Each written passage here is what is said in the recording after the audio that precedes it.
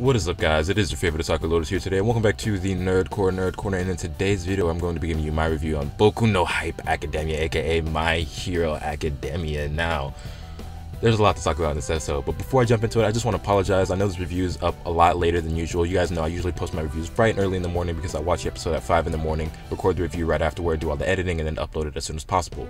But for whatever reason, the Funimation app just wasn't working right this morning. I kept getting error messages, and I usually watch on my phone. I even tried to watch on the computer though, and it just wasn't working out. So in the end, I said screw it. I went to sleep, and now I'm recording this much later in the day. So I do apologize, but you know, it happens. So this episode though, it was tight. It was really tight. It wasn't as hype as I was expecting it to be. I wasn't really sure. I couldn't gauge just how tight this episode was going to be, but it was definitely strong because this series refuses to have a weak episode. And I just feel like next week will be even stronger than that, and the series is definitely going to end on a high note. Now, strangely enough, we didn't actually get a recap of the last episode like we usually do. You guys know how these shonen series go. We get like a 2 to 3 minute recap of last episode. It builds up to the opening, and then the episode actually starts. Well, this week we just jumped straight into the opening, like right from the gate, which, you know, I don't mind. I do usually enjoy that like build up because they do such a great job of recapping and then building up the hype for the opening song and then flowing into the actual episode. But you know, it was whatever this week. But once things started, yo, it started to go down. Eraserhead, my man Eraserhead, Aizawa Sensei is a straight savage. Like, I don't think you guys, I already knew that this man was tight. I already knew he was cold-blooded. I knew my man was good with the hand-to-hand. But seeing it in actual action, animated, yo, he first of all, Izuku is kind of doubting my man right now, and he's like, I know that you can erase quirks, but like you can't seriously take on all these people at once, can you? Because like you can only erase one quirk at a time. Lo and behold, Aizawa was like, what kind of hero only has one trick up his sleeve? Peep this, jumps into action, knocks out like 3 people in an instant, and is just taking on the whole swarm of enemies like all by himself, just erasing quirks left and right, capturing people, swinging them, drop kicking them, and it was so dope to see, and it was pretty impressive. Eraserhead, he gets all the props. As if he didn't have enough brownie points already, he just got 100 more. So that was tight to see. Then we see Bakugo and Kirishima spring into action and try to launch an attack on the Mist villain, which was really cool to see. Inevitably, it was rendered useless because physical attacks don't work on his body, apparently. It's just rendered useless, but it was still tight to see them jump in action because they're both hot-headed characters, so it makes sense why it was those two. You definitely expect Bakugo. If you don't know a lot about Kirishima, especially if you're not like a manga reader, if you haven't been paying attention to him, you don't realize that he's just as hot-blooded and kind of hot-headed and flies off the handle in the same sense that Bakugo does. But yeah, it was cool to see those two jump in action. And then the Mist villain, he kind of scatters everybody all over USJ. Like, he splits up all the students into like several groups. And so everyone's in different parts of the building, and apparently Izuku got launched into the shipwreck zone. So he's plunged straight into the water, and he's about to get eaten, like literally eaten alive by some guy who has a shark quirk, whatever. He's like Kisame from Naruto or some shit. And Tsuyu jumps in at the last second, saves him because she's like unbeatable in the water. Well, I won't say unbeatable, but you know, that's her strong suit. That's where she shines, is in the water, because she's a frog. And so that was tight to see. Apparently she also saved Mineta as well, who, by the way, I personally want to say that I think Mineta's annoying. I'm not a fan of his character. I never have been in the manga, and I definitely don't like him now, because his character, in short, is a crybaby pervert. Like, all he talks about is like boobs and girls, and he's always crying and he's always scared, which, you know, I don't really have a problem with a perverted character or a crybaby character, but I just don't think that the two go well together. And just, in short, I just think he's annoying. It's funny because he's short, no pun intended, but in short, he's really just annoying to me.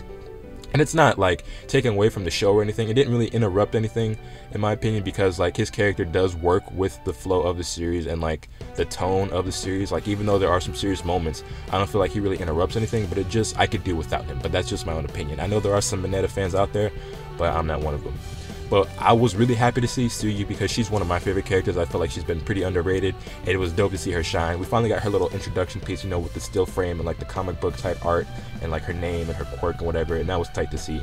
And she's a lot stronger than we've been able to see thus far. And even Izuku notes that he's like, I already knew you were strong, but dang, you really are amazing. And so we see Izuku, Mineta, and Tsuyu work together. But before that, we get a little preview of everybody else in the different zones. Like, we see Todoroki is by himself, apparently by himself, in the landslide zone. He takes out like 3 or 4 villains in one shot with his ice, which was really tight to see. You might already know that Todoroki is my personal favorite character, and he only does more phenomenal things as the series goes on. So be on the lookout for him because he's a really dope character. Then we also see Bakugo and Kirishima working together in the collapse zone. I believe Yayorozu and Kaminari and I forget the earphone jack girl, but those three were together in the mountain zone, I believe. And then we see the guy with the tail in the fire zone, and Tokoyami, and then I forget the other guy's name in the Squall Zone. And it's just really interesting. We got a little preview of everybody off doing their own thing, fighting the enemy, the invaders, by themselves. Then we see 13 and a bunch of the other students trying to fend off this Miss Villain. And what was funny to me was just, I don't know, it just was weird because the black hole quirk that 13 has is dope, but just the way he sucks everything into his finger, it just, I don't know, there's something comedic and just weird about it to me. It just makes me chuckle. Like, I don't know what it is about that. It's just looking at it just was weird to me. You know what it kind of reminds me of though? I don't know, I forget, it might have been Scary Movie 3. I think it is, where the aliens, they pee like out of their finger. That's what I think of when I see that, and it's just weird to me. It makes me laugh. It might have been one of the other Scary Movies, but if you've seen it, you know what I'm talking about. I think it was Scary Movie 3 though. And yeah, so moving on, the end of this episode, as always, was built up perfectly. And what I mean is, they always do a phenomenal job of using the right music and just instilling the right emotions into you to like end off the episode on a high note. So when Izuku, even though he's probably just as scared as Mineta, he jumps in action, he analyzes, you know, the current situation, and he thinks up a plan. Uses his Delaware Smash, causes like a whirlpool, like in the sea, sucks in all the villains, and then Mineta's throwing like his, I don't know what you want to call him, but his sticky grapefruit ball things, whatever. And he basically, all the villains get stuck together and sucked down into the water, and that was pretty cool to see. So even though Mineta's a pretty annoying character in my opinion, he did contribute, he did add to it, and you know, he did something useful.